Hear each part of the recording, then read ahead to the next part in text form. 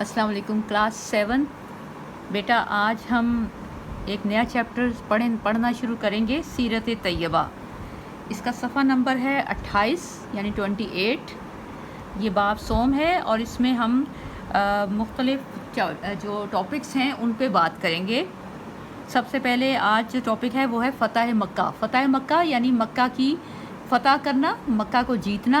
जब मुसलमानों ने मदीने हिजरत की थी और वहाँ पर कुछ अरसा क़याम किया था, तो उसके बाद हज़ूर पाक सल्लल्लाहु अलैहि वसल्लम दोबारा वापस अपने साथियों के साथ मक्का तशरीफ़ लाए थे और फिर उन्होंने मक्का को एक इस्लामी शहर बनाया था और यहाँ से कुफ़ार को ख़त्म किया था। ये उस टॉपिक के ऊपर हम ये चैप्टर पढ़ेंगे और इसका उन्होंने पस मंज़र बयान किया है। पस मंज़र कहते हैं कि ये पहले वाक़या हुआ क्या था, वो आप ये सारा चैप्टर आप लोग ख़ुद डिटेल में पढ़ेंगे। मैं आपको इसके अहम पॉइंट्स बता देती हूँ कि जब सुलह हुदैबिया हुई थी कुफ़ार और मुसलमानों के दरमियान, तो उनकी शराइत रखी गई थी कि वो दोनों जो हैं वो एक दूसरे पर हमला नहीं करेंगे और 10 साल जो है वो जंग नहीं करेंगे। लेकिन दो कबीले थे, उनमें से एक कबीला मुसलमानों के साथ हो गया था और एक कबीला जो बनु बकर था वो कुफ़ार के साथ हो गया था। उन दोनों का आपस में झगड़ा हुआ और उन दोनों के झगड़े के नतीजे में वो सुलह हुदैबिया जो थी वो ख़त्म हुई और फिर मुसलमानों ने मक्के की तरफ जो है वो पेशकदमी की और मक्के को फ़तह किया। और जब ये वाहिद फ़तह है कि जिसमें कोई खून खराबा नहीं हुआ और किसी चीज़ को नुकसान नहीं हुआ और हुज़ूर पाक सल्लल्लाहु अलैहि वसल्लम ने तमाम अपने जो दुश्मन थे उनको माफ़ कर दिया। यही इस चैप्टर में आपने पढ़ना है और आपको बताया गया है कि कैसे 3 शराइत हुज़ूर सल्लल्लाहु अलैहि वसल्लम ने रखी थी, लेकिन कुफ़ार ने उन तीनों का पास नहीं किया और ये मुआहदा ख़त्म हुआ।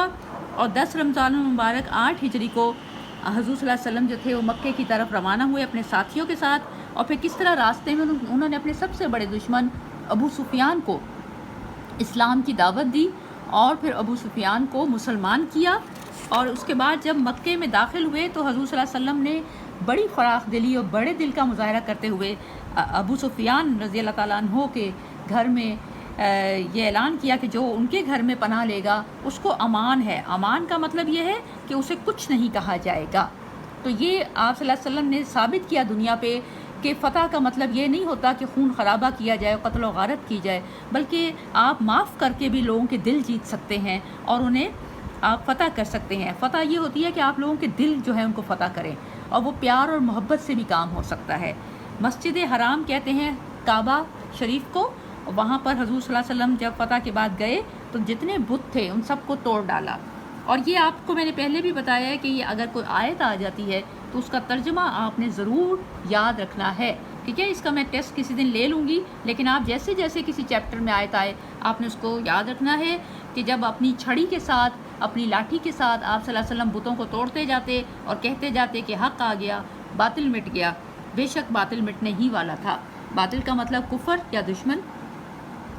फिर आप सल्लल्लाहु अलैहि वसल्लम ने किस तरह से कुरैश को ख़िताब किया और उन्हें कहा कि मैं तुम्हें आज माफ़ करता हूँ, जैसे कि हज़रत यूसुफ़ अलैहिस्सलाम ने अपने भाइयों को माफ़ कर दिया था कि आज तुम पर कोई सरजनिश नहीं है। सरजनिश का मतलब यानी कोई सज़ा नहीं है, तुमसे कोई पूछगछ नहीं है, मैंने सबको माफ़ कर दिया, तुम्हारी ख़ताओं को माफ़ कर दिया और जाओ तुम सब जो हो वो आज़ाद हो। और ये रहम दिली और अफ़ू दरगुज़र का इतना बड़ा मुज़ाहरा था कि कुफ़ार जो थे वो इस्लाम ले आए, इस्लाम कबूल कर लिया।